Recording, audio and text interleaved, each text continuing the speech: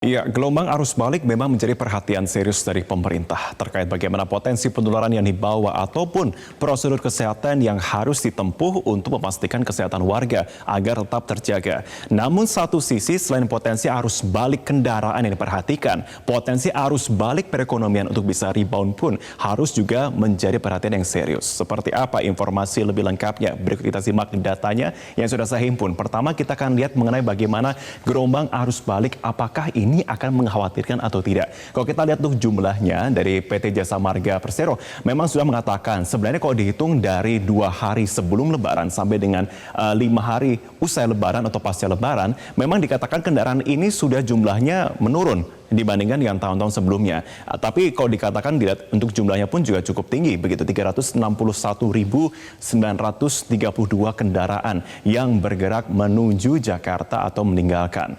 Nah, Dirjen Perhubungan Darat Kemenhub Budi Setiadi mengatakan bahwa memang secara keseluruhan arus lalu lintas pasca Lebaran ini memang menurun pemirsa. Dari hari ke-30 operasi ketupat 2020 memang tercatat memang ada 74.000 kendaraan yang diminta putar balik ke Jakarta. Tentunya dengan satu penyebab yakni tidak memiliki SIKM atau memang tidak bisa menunjukkan surat-surat kelengkapan tugasnya saat meninggalkan Jakarta dan kemudian kembalinya ke Jakarta. Selain itu juga temuan lainnya adalah satu momok yang cukup menjadi perhatian serius. Di antaranya adanya travel gelap yang kemudian ditemukan masih ada. Tercatat ada 605 kendaraan travel gelap yang membawa masyarakat untuk mudik ke kampung halamannya ditemukan masih beredar. Baik itu kemudian modusnya menggunakan kendaraan pribadi atau menggunakan bus yang kemudian banyak sekali warga yang bersembunyi di bagian bagasi bawah ataupun juga bersembunyi di daerah lainnya. Ada 605 kendaraan travel gelap yang ada di sini. Kemudian kita lihat apa akibatnya. Kita lihat untuk slide berikutnya di sini.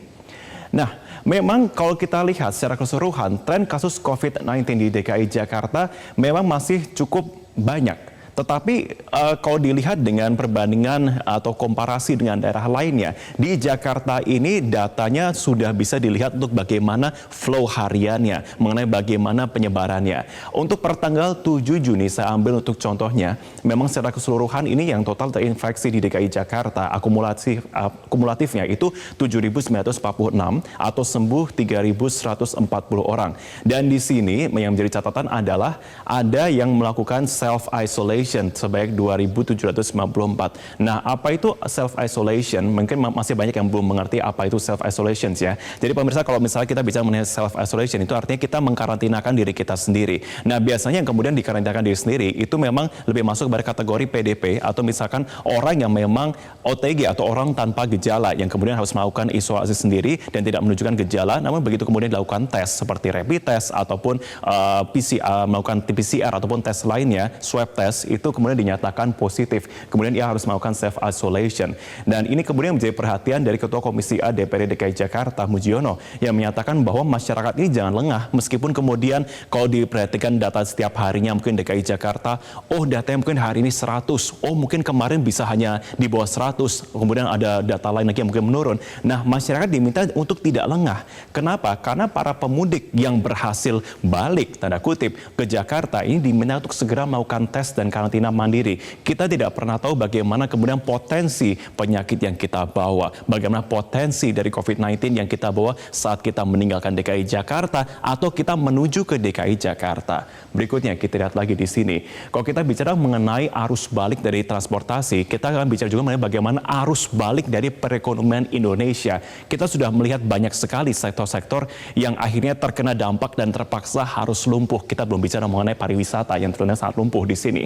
Nah, tapi kalau kita bicara mengenai sektor yang berpotensi hidup kembali, pemirsa, kita melihat data-data yang kemudian sudah dikumpulkan, memang diantaranya yang bisa dikatakan bisa bouncing atau bisa kembali untuk hidup, itu seperti industri kimia farmasi dan obat tradisional, yang bahkan tercatat sejak kuartal pertama itu sudah mengalami peningkatan 5,59%. Begitupun dengan industri alat angkutan yang mengalami peningkatan 4,64%, karena memang adanya industri yang kemudian mengangkut logistik kebutuhan-kebutuhan seperti APD ataupun juga keperluan medis lainnya. Dan industri makanan dan minuman pun juga menjadi salah satu industri yang bahkan bisa hidup kembali, 3,94% mengalami peningkatan.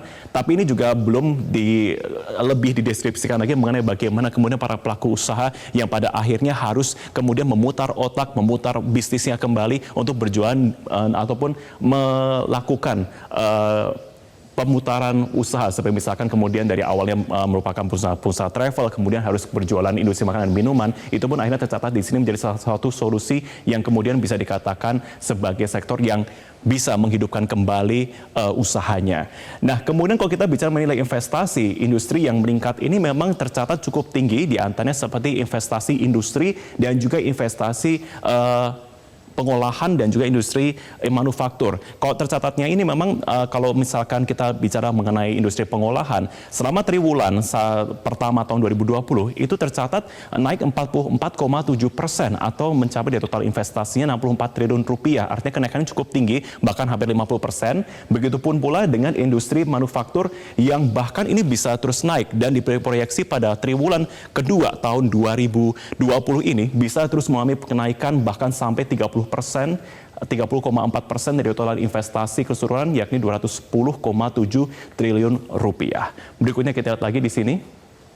Nah, memang dari Presiden Joko Widodo pun sudah memberitahukan berkali-kali bahwa ia meminta kepada gubernur, bupati, wali kota, dan kepala Bapeda untuk mengidentifikasi detail dampak dari COVID-19 di daerahnya masing-masing. Kita masih bicara mengenai bagaimana dampaknya pada ekonomi ya.